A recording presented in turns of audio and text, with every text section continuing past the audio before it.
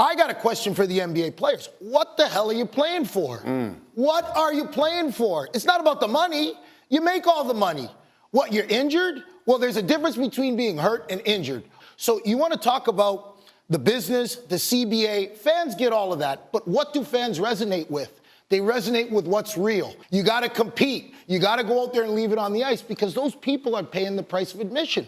So fans know whether our stars are on the ice or not, they're getting their money's worth. The NBA has that issue that they got to work on. You got to create a better culture for your players. It starts with the leaders. This issue, there was no issue when Jordan was around. There was no issue when Kobe was around. Search your feelings. You know it to be true. One of the hottest topics in sports right now revolves around the NBA, its decline, and why the league has fallen off so drastically.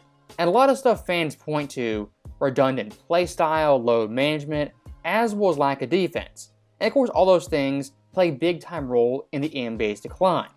But I think the one way you can kind of sum it up is look at the NBA players and their lack of effort on a night-to-night basis. It's not just based on the skill and talent. It's based on the pride, honor, playing for the guy next to you. I got a question for the NBA players. What the hell are you playing for? What are you playing for? It's not about the money. You make all the money. What, you're injured? Well, there's a difference between being hurt and injured. Are you hurt or are you injured? So that right there was PK Subban, former NHL player turned ESPN analyst. And PK, admittedly, he's kind of a casual NBA fan. He's watched past eras, Kobe, Jordan, but for this era, not the biggest fan of it. So I think PK in a lot of ways speaks to the casual NBA fan who loves basketball but doesn't love the current NBA. You mentioned it at the top. This is 34 different starting lineups. So how do you build consistency? Final shot opportunity here for the Nets. And Watford travels. More creative than Jordan Clarkson, just does a nice job in finding Kessler. Ball tapped out. And the only starter, Tatum with the ball, leading by traffic out by George. And look, when it comes to PK's comments, they're not really unique, earth-shattering, or mind-blowing. A lot of fans have been saying exactly what he said for a very long time. But of course, what makes PK's comments extraordinary, he is on ESPN trashing the NBA and telling the truth. For the longest time, ESPN analysts, they just put their head in the sand and ignore the problems and write them about fans complaining and quote-unquote old heads being old heads. In essence, they were sitting in a burning building pretending like everything's fine. This is fine. I'm okay with the events that are unfolding currently. For the average sports fan, casual NBA fan, they might not know defensive coverages, strategies, the finer points of the game. But really, any sports fan who watches sports, the one thing they can recognize is effort and apathy towards the paying customer. The NBA's biggest problem right now is indeed effort. We have tons of talented players, great personalities, highly skilled players, and teams. But the one thing a lot of these teams and players lack is effort and respect towards the fans.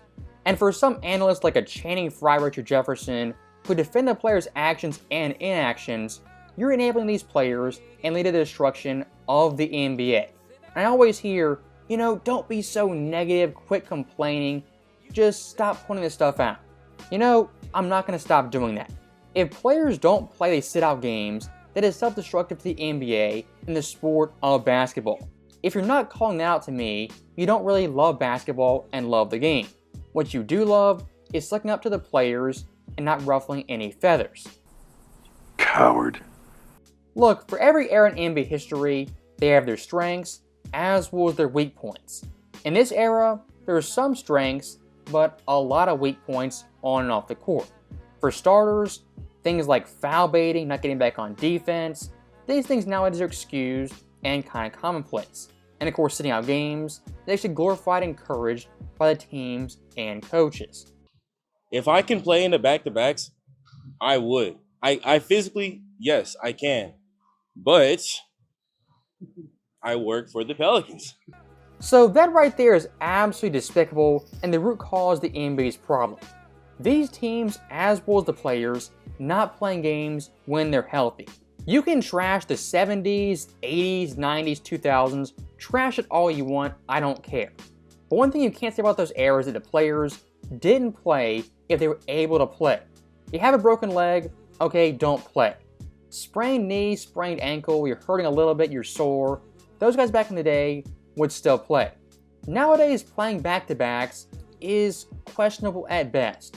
You might do it, you might not, but you probably won't. So you want to talk about the business, the CBA, fans get all of that, but what do fans resonate with? They resonate with what's real. You got to fight sometimes for your country. You got to compete. You got to go out there and leave it on the ice because those people are paying the price of admission. So fans know whether our stars are on the ice or not, they're getting their money's worth. The NBA has that issue that they got to work on. You got to create a better culture for your players. It starts with the leaders. So stopping PK right there, I'm going to speak in personal experience. This year I went to an NBA game, paid a hefty price for tickets.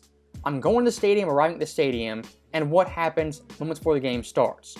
Alert on my phone, LaMelo Ball, Brandon Miller, they're not playing. In this game, Hornets vs. Thunder, I mean, it was probably a blowout anyways, but those two marquee players last minute not playing just took the entire air out of the game and out of the stadium. Unfortunately for NBA fans nowadays, stories like that, they're not unique. And of course, when it comes to picking game, picking tickets, you gotta be super particular, super almost investigative. Is this guy resting? Is he hurt? What's the scouting report? Are they off a road trip back to back? Is it before the All-Star break, after the All-Star break? You gotta take all these factors, things into account to just pick one game to go to, and even then the best players might not even play. You won't see anything from me tonight. Unfortunately, I will not be in uniform tonight. Still dealing with ankle and foot discomfort, so.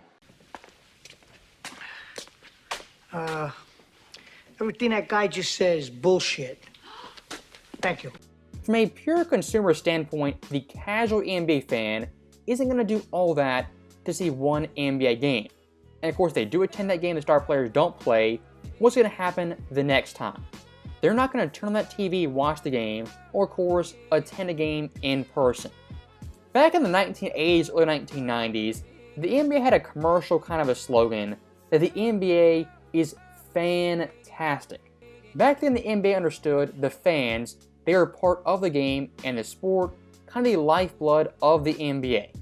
Without a passionate fan base that's invigorated, motivated to watch games, attend games, the NBA in 15-20 years will be a shell of itself. And of course, even now, Adam Silver just pulling off these little gimmicks here, gimmicks there, to excite fans for a day or two at most. Of course, the in-season tournament, the play-in games, the 4-team All-Star debacle, just doing all these failed stunts, failed gimmicks that don't interest fans, motivate them to watch games, or attend games. Like PK Subban said earlier, from NBA player or superstar player to the average fan, there's a big time disconnect. And of course, a lot of these players nowadays, they kind of feel bigger than the NBA, bigger than the fan, and above even the commissioner. And of course, the attitude of the NBA right now, the vibe of the NBA, you have a lot of great players who don't care about the fans or the league as a whole. All they care about is their brand, themselves, and their own promotion. Besides that, not a care in the world. So that right there is the end of the video. And once again, this league's big time problem comes down to effort, caring, and just having intensity and pride in your sport, in your game. As always, thank you guys for watching. Hope you enjoyed it. I'll see you next time.